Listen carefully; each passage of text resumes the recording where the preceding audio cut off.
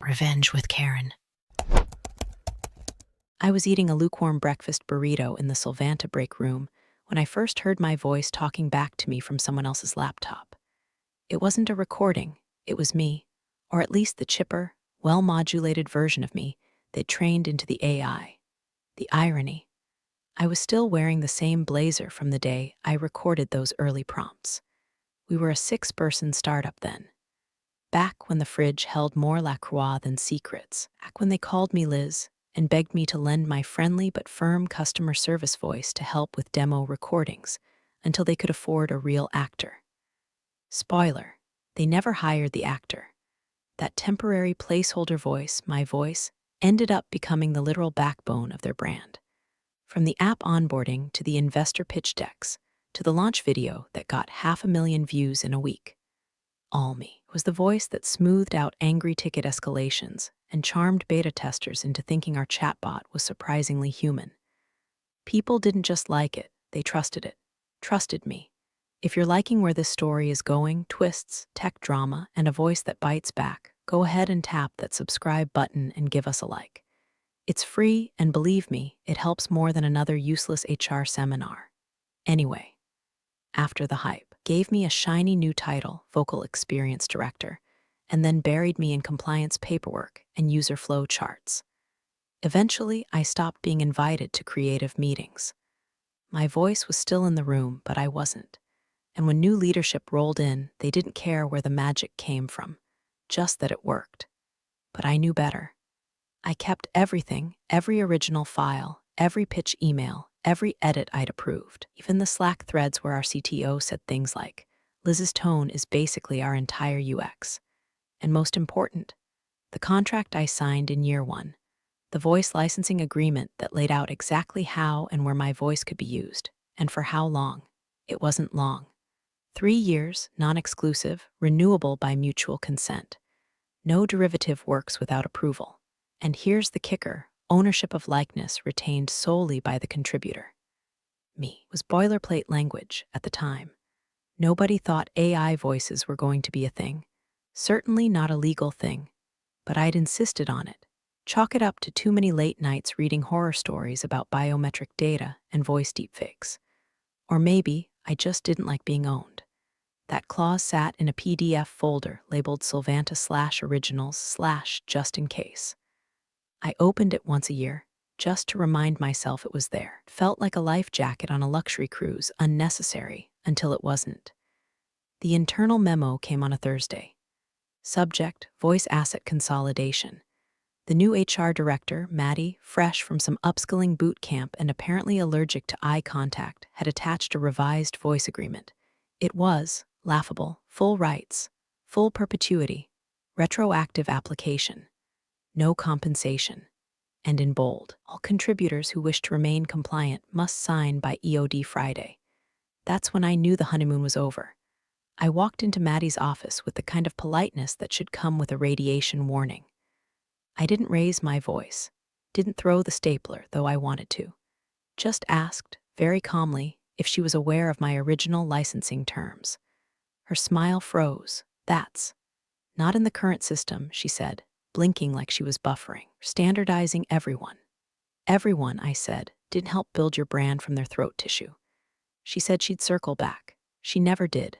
Instead, 2 hours later, I got looped into a meeting with the new CCO, a man whose haircut cost more than my monthly rent back then. They asked again, firm but friendly, like I was the unreasonable one, if I'd just go ahead and sign the new voice rights clause. It's just a formality, they said. The lawyers won't even look at it. I quoted clause 4.3 of my original agreement, verbatim. Usage is bound by term, scope, and identity. Without mutual renewal, further application constitutes unauthorized use of biometric data. They blinked, smiled, thanked me for my time. By the time I walked back to my desk, my badge access was gone. They called it the Voice Harmonization Initiative, which is corporate for give us everything, and smile while doing it. Email hit at 9:14 a.m. Timestamped just after Maddie's second daily latte and right before her standing leadership sync. I read it 3 times, each pass somehow more surreal than the last. Subject line, mandatory voice IP consolidation, immediate action required. I wasn't even on the voice team anymore, technically. I'd been shuffled into something called ethical interaction oversight, which sounded like a dystopian lunch monitor job, because my voice still powered every product demo, chatbot interaction, and promotional reel we pushed out. I was included in the rollout. It was all there in black and white HREs. Sign the new agreement, which granted Sylvanta full, irrevocable rights to any past, present, or future voice contributions, with moral ownership surrendered in perpetuity. There was a paragraph about training derivatives, one about automated phoneme expansion, a line that made my stomach turn. Contributor hereby waives any claim to likeness or vocal identity related to model outputs. In other words, your voice belongs to us now, sweetheart. I froze. Not out of fear, but out of absolute, dumbfounded disbelief that they thought I'd missed the original contract, that I hadn't kept backups, that I'd forget clause 4.3. I didn't even blink when the investor newsletter used to call me the ghost in the machine. Just didn't know how literal that was. At 9:18, I opened the Sylvanta voice suite, the same one I'd helped build. The login still worked. Buried in the Settings tab under Voice Identity Profiles was a toggle. Model, E-Langford status, active use cases, Tier 1 live chat / Tier 2 walkthroughs / Tier 3 Enterprise Pro API still. Being used. No consent. No relicense. No re-record. Just my voice cloned across every vertical like it belonged to them. I printed the new agreement, marched it into Maddie's office, and placed it gently on her recycled wood desk. I won't be signing this, I said, voice flat. She looked up from her phone. I'm sorry, this violates my original license. I'm happy to review it with legal. Her smile turned professional in the way people smile, right before saying something offensive. Elizabeth, this isn't really about you personally. It's about aligning the brand. You're not the voice anymore. No, I said, I'm just the voice you're still profiting from. That's when she pulled the classic HR pivot. The head tilt, the sympathetic squint. Are you okay? You seem a bit defensive. I smiled. Do I? She leaned back in her chair. Look, compliance is mandatory. Everyone's signing this. Then you'll have a problem, I replied, because I won't. Refusal to comply, she said, as if reciting from a teleprompter. Impact your role eligibility moving forward. So be it. By noon, my Slack was locked. By 2, my calendar went dark. Meetings removed like someone yanking cables from a life support machine. Nobody said anything aloud, but the silence was deafening. You don't need to hear the guillotine drop to know your head's on the block. But then came the real tell. A recruiter pinged me on LinkedIn. Hi, Elizabeth. Just wanted to discreetly touch base in case you're considering new opportunities. Hearing some chatter from inside Sylvanta, hope you're doing well. I wasn't even mad. Just cold, focused. I forwarded the new IP agreement to my lawyer with one sentence. They're trying to swallow the sun. He replied 2 minutes later, don't say a word. Send me everything. And so I did. Original contract scans. Metadata timestamps. Backend usage logs. Even an audio clip from our last product launch. The one that opened with my voice saying, "Welcome to a smarter future." A smarter future, sure, but only if it's not dumb enough to cross me. The invite came disguised as a collaboration sync. No subject line, no agenda. Just a 2 p.m. slot booked by Maddie with the new CCO, Brent Walsh, tagged as optional, which in corporate terms means mandatory presence, mandatory power play. Showed up 5 minutes early. Not out of eagerness. I just wanted to see how they'd squirm when they walked in and found me already there, sipping lukewarm peppermint tea from the mug I wasn't supposed to take from the kitchen anymore. They both arrived at once, Maddie clicking in with her tight-lipped, let's keep this professional smile, and Brent trailing behind her with a too-tight suit and that fake casual energy people use when they're about to bulldoze your job. Brent opened with small talk. How's your week going, Liz? Officially, still employed, I said, meeting his eyes. Unofficially, my Slack went radio silent and someone wiped my name from the product roadmap. He chuckled like I'd told a dad joke. Ah, yeah, we're all just adjusting to the new structure. Bit of spring cleaning, right? Maddie jumped in. So we wanted to take a minute to clarify the new voice rights policy. There seems to be some resistance. Refusal. Corrected, I won't sign it. They exchanged a look. Brent leaned forward like a used car salesman selling a lemon. Elizabeth, you've been a real asset, foundational. But this isn't personal. It's about consistency and future-proofing. I am the consistency, I said. And as for future-proofing, you may want to read my original agreement before you try to repackage my larynx as company property. Maddie exhaled through her nose like a dragon with bad sinuses, aware of the old agreement. But that was years ago. It's outdated. Legally binding doesn't expire with fashion trends, I replied, and pulled the stapled copy from my folder. Clause 4.3. Voice usage is time-limited, scope-specific, and subject to mutual renewal. And you never renewed. Brent didn't even pretend to read it. He just glanced at Maddie and shrugged. Look, our lawyers have reviewed the new framework. Everyone's being asked to sign. If you choose not to, we'll have to assume you're not aligned with the company's trajectory. Brent, I said, folding the paper slowly, you can assume whatever trajectory you like. But if you use my voice without a renewed license, you're not aligning a brand, you're committing biometric theft. His smile cracked, not fully, but enough. You're escalating this unnecessarily, Maddie said, her tone now brittle. No, Maddie, I replied, standing. You are. I walked out without another word. In the parking lot, I sat in my car, engine off, phone already open. Drafted the email in 4 lines. Subject: use of likeness unauthorized. Brent and HR reiterated usage despite violation of clause 4.3. Voice still active in product. Proceed. Attached the updated policy, a screenshot of the backend panel still showing my voice model as live. The launch notes from our last update. Elizabeth model still preferred for Tier 1 due to familiarity/trust factor. Sent it.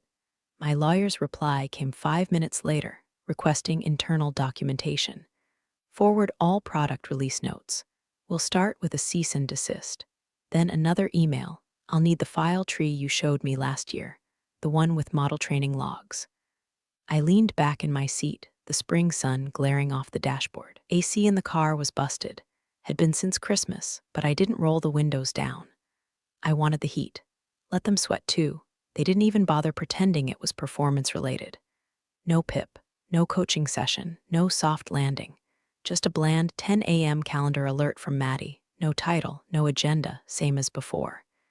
Except this time, the room smelled like printer toner and fear. She was already seated when I walked in, thick beige envelope in front of her like it was a goddamn peace offering. Brent wasn't even there. Just a junior HR associate in a too-big blazer sitting in the corner, clearly wishing she was anywhere else.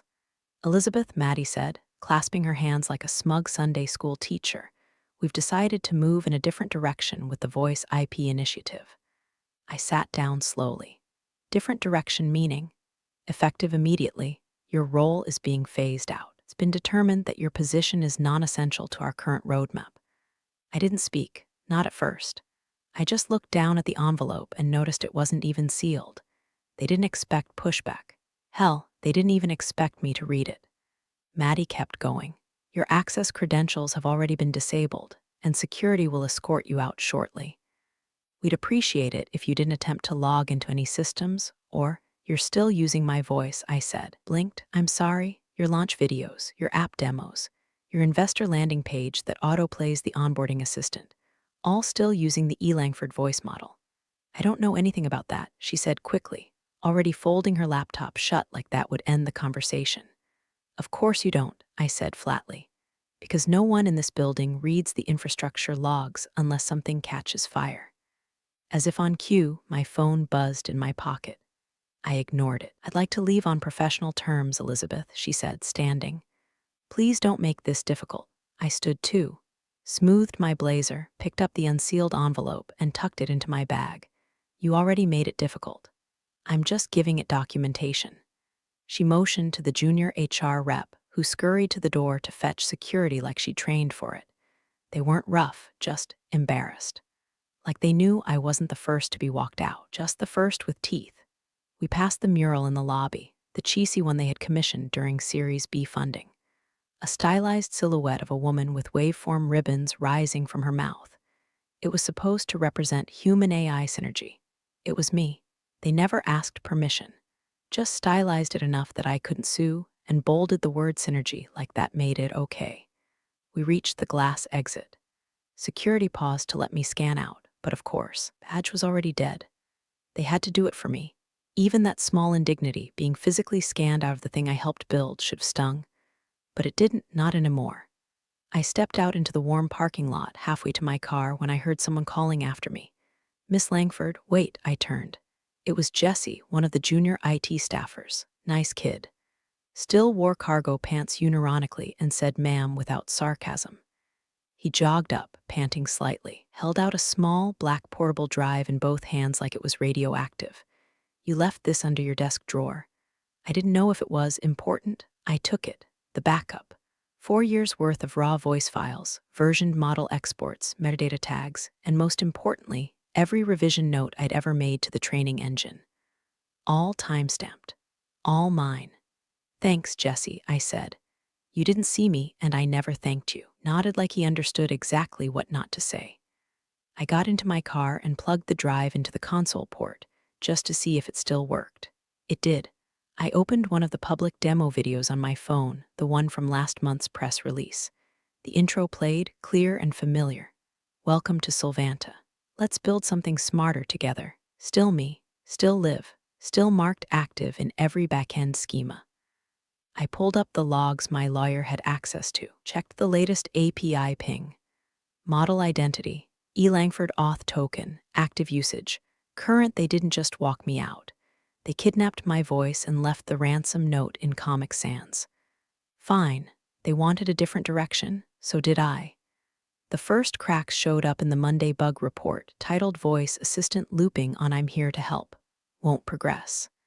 By Tuesday, users were tweeting videos of their Solvanta interface getting stuck in a feedback loop of cheerful hostage repetition. "I'm here to help. I'm here to help. I'm," followed by one long, haunted silence. By Wednesday, Wired ran a piece titled "When AI Forgets How to Speak, the Solvanta Meltdown." Internally, they tried to cover it, rolled out vague update patches, posted chirpy release notes like, "We're fine-tuning your experience with exciting new voice updates." Meanwhile, every engineer on the NLP team was sweating bullets in a basement conference room, trying to force a voice model that didn't fit the damn engine. See, you can't just swap out a voice model like a ringtone. The neural architecture had been tuned around my cadence, my pacing, inflection, hesitation delays. They had written entire empathy loops based on how my voice dipped when I said things like "I understand," and "let's fix that together." The new voice? Some slick, plastic-sounding synth from an external vendor with the emotional range of a microwave beep. It couldn't handle nuanced queries. It didn't know when to pause, when to empathize, when to breathe. Users noticed. Complaints flooded the support queue. "Why does the assistant sound like it's mocking me? Did you change the voice? Bring back the old one. It sounds dead inside." On Reddit, someone posted a side-by-side audio comparison of OG voice Liz and the new update. Top comment: "One sounds like she actually gives a crap. The other sounds like she's already planning your funeral." Then came the accessibility concerns. One blind user tweeted that the new voice was so robotic it gave me a migraine mid-form, and the post blew up. Investors started forwarding it, then customers, then board members. The CTO, Ravi, held an emergency town hall, trying to soothe egos and panic with metrics and bar charts. The glitches were temporary and minor tuning issues. That same day, legal found the clause. Not just mine, the clause. The one my lawyer had filed with them 48 hours prior, stapled to a formal cease and desist order for unauthorized biometric use, along with a detailed audit trail of where and when my voice had been accessed in active deployments post-termination. Clause 4.3. Voice usage is bound to contributor approval, renewable only through mutual agreement. Unauthorized deployment of any voice derivatives constitutes breach of license and likeness theft under biometric data law. They called it a legacy clause like it was a dusty footnote in a forgotten folder. But legal wasn't laughing. Not when they realized just how much of the active product still relied on my vocal signature to function without collapsing like a soufflé under a hammer. Worse, investors had already been told that Sylvanta's voice model was fully proprietary and internally licensed. They'd staked millions on that assurance. Now they had a rogue model, a public PR hiccup, and a contract violation that carried 6 figures in penalties per day. My lawyer, ever theatrical, included a screenshot of the Sylvanta homepage in the cease and desist. The one that auto-played the original onboarding greeting, "Hi there, I'm Liz. Let's build something smarter." Highlighted it with a note that read, "Still live, still her, still unpaid." They tried pulling it offline by Thursday, but the damage was done. The system buckled without the original voice logic. Reports came in of commands not executing. Entire customer service flows collapsed mid-sentence. One poor support rep posted anonymously, "We had to go full analog. Actual humans answering chats. It's the 90s in here." Meanwhile, I was at home, drinking tea, watching the chaos with the detached calm of a woman who once warned them and was ignored. Vindication wasn't loud. It was quiet, documented, and legally actionable. The letterhead was brutal. My lawyer didn't just send a cease and desist. He sent a warhead wrapped in legal stationery and carbon copied to every corner of Sylvanta's food chain. Legal, PR, product, HR, and most deliciously, executive inbox labeled Series D compliance investor comms only. Subject: breach of biometric IP agreement, immediate redress required attachments. Original voice licensing agreement, signed 2016, product audit logs, E. Langford model active status, backend usage reports, unauthorized post-termination access, screenshot, Sylvantacom landing page with vocal output, data trails, 97 instances of voice asset deployment post-contract expiry, clause 4.3 highlighted in blood red legalese, no response that day or the next. They didn't know what to say. Not because they disagreed, but because every single one of them was scrambling to figure out who had screwed the pooch so spectacularly and how deep the paw prints went. Meanwhile, I stayed silent. No press, no tweet, no LinkedIn shade post. Just watched them drown in the quicksand of their own arrogance. And then, the most beautiful, ironic twist of all bubbled up from the fine print of their Series D filings. See, back when Sylvanta was still a dozen of us, in a converted warehouse, with no insulation, and $6 IKEA desks. I'd insisted on a clause, an annoying little bit of ethics compliance boilerplate that no one had cared about at the time. It said all core biometric training datasets must be reviewed and co-signed by an internal likeness ethics officer prior to investor certification or third-party deployment. Guess who the designated likeness ethics officer was? Yeah, me. And no one ever updated it. Not in the employee handbook. Not in the org chart. Not in the Series D investor packet where they listed me, by name, as the only authorized signatory for vocal ethics approval. At $80 million round they were hyping on tech blogs. It required a clean ethics report. Not a checkbox, a signature, mine, and I wasn't signing anything. The panic started quietly. An internal Slack thread leaked, a screenshot shared anonymously with the subject line, "Who authorized this without Langford?" One panicked VP wrote, "She doesn't work here anymore." To which someone replied, "Doesn't change the clause. She's still listed." Another voice chimed in, "Can't we just remove her retroactively?" And the final dagger, "You need her to agree to that." Poetry. By Friday, Sylvanta had gone from cocky startup darling to a frantic mess of NDAs, internal meetings, and hastily scheduled alignment syncs. I'd heard from 3 different employees, quiet whispers through back channels, that legal was exploring alternate compliance narratives, which is PR speak for lying without jail time, and even told me they were considering replacing my voice signature with a newly generated model from scratch and hoped no one noticed. Problem was, investors had already heard my voice. It was baked into every demo they'd ever been shown, every proof of concept. It wasn't just a voice, it was brand equity. You don't swap that out like a bumper sticker and expect no one to notice the new one smells like burnt plastic. Still, I said nothing. I didn't need to. Knew where to find me. And more importantly, they knew what it would cost.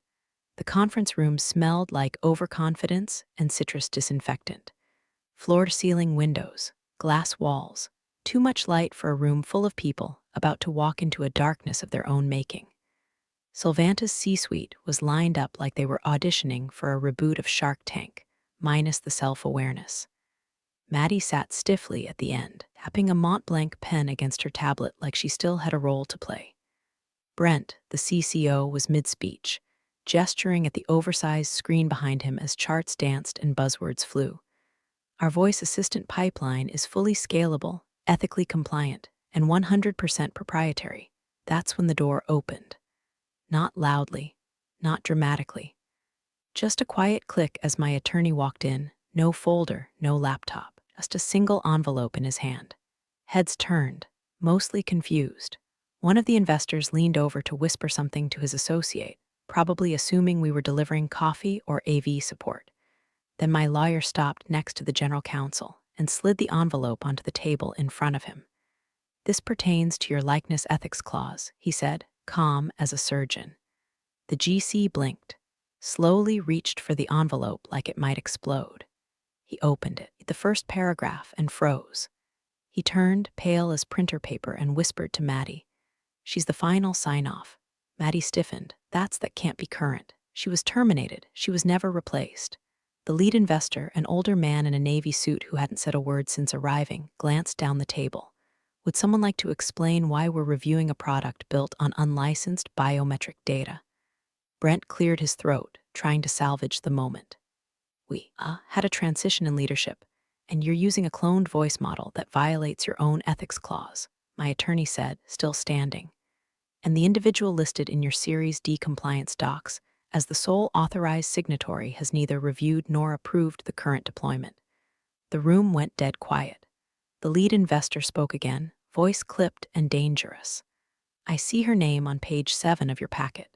Elizabeth Langford, still listed. No amendment." Maddie opened her mouth, then closed it. Brent tried again. "We believed the clause was symbolic, that the language was outdated. And yet," the investor said, flipping pages, "every voice sample I've been shown for the past 6 months has featured hers." My attorney handed over a printed screenshot, Sylvanta's public-facing landing page. Right at the bottom, onboarding voice provided by internal model. E. Langford, he followed it with a printed page from the product backend log, showing the voice model still marked as active.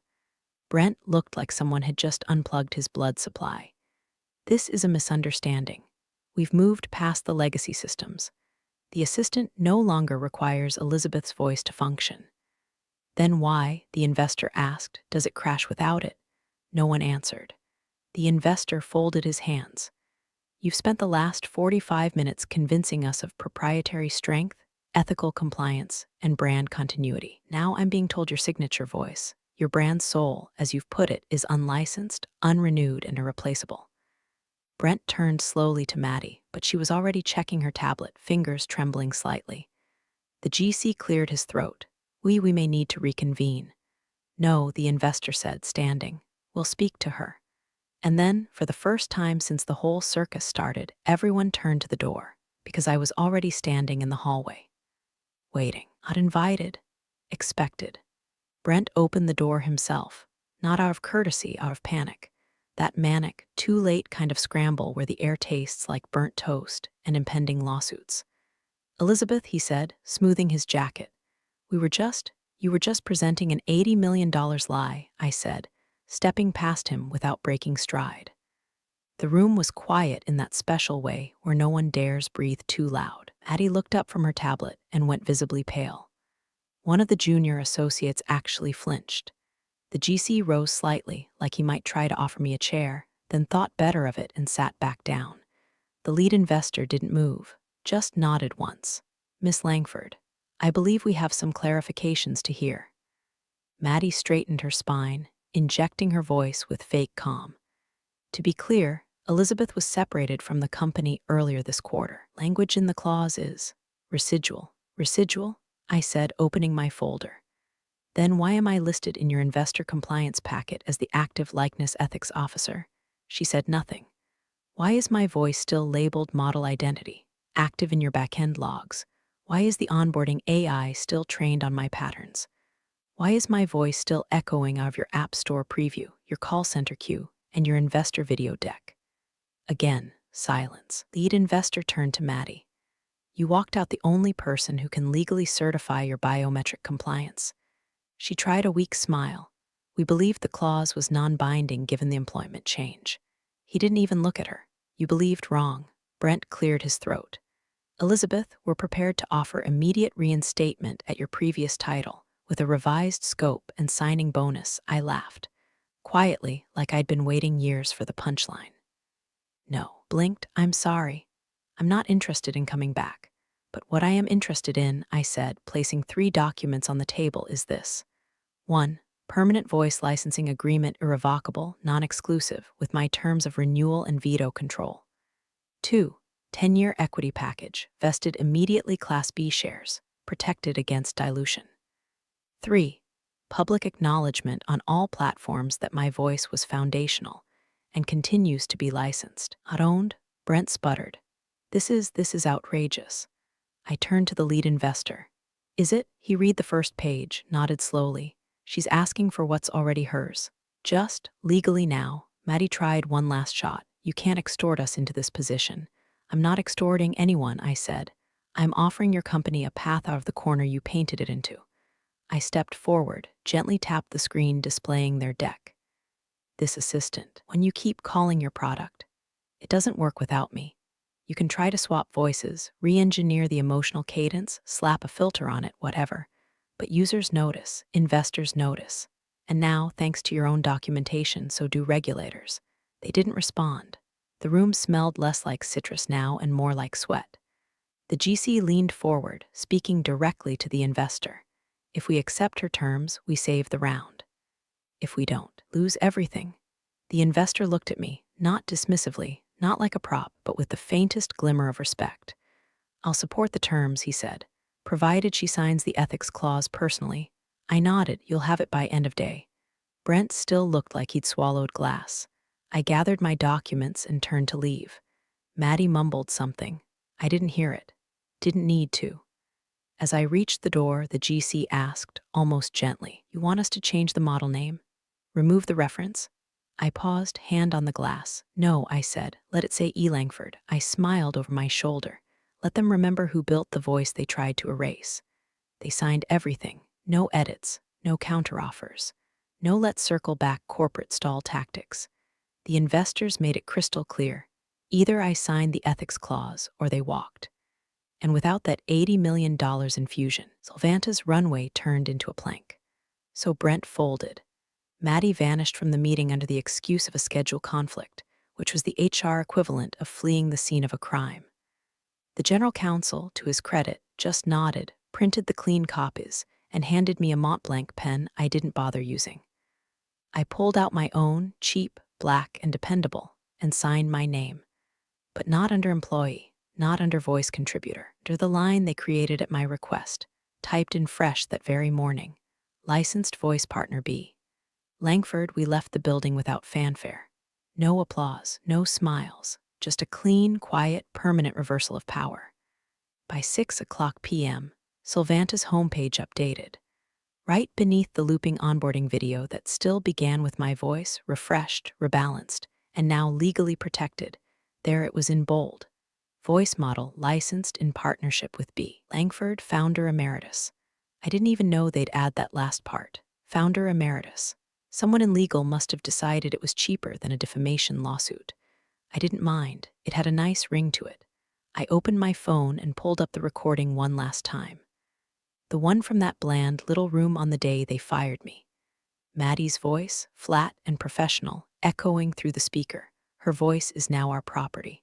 I let it play. Let the silence stretch afterward like a victory lap through the static. Then I smiled, closed the app, and whispered to the empty room, no, darling, yours is.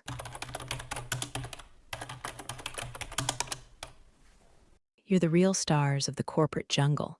Thanks for watching. Hit subscribe, or I'll flick the switch on your old cubicle memories.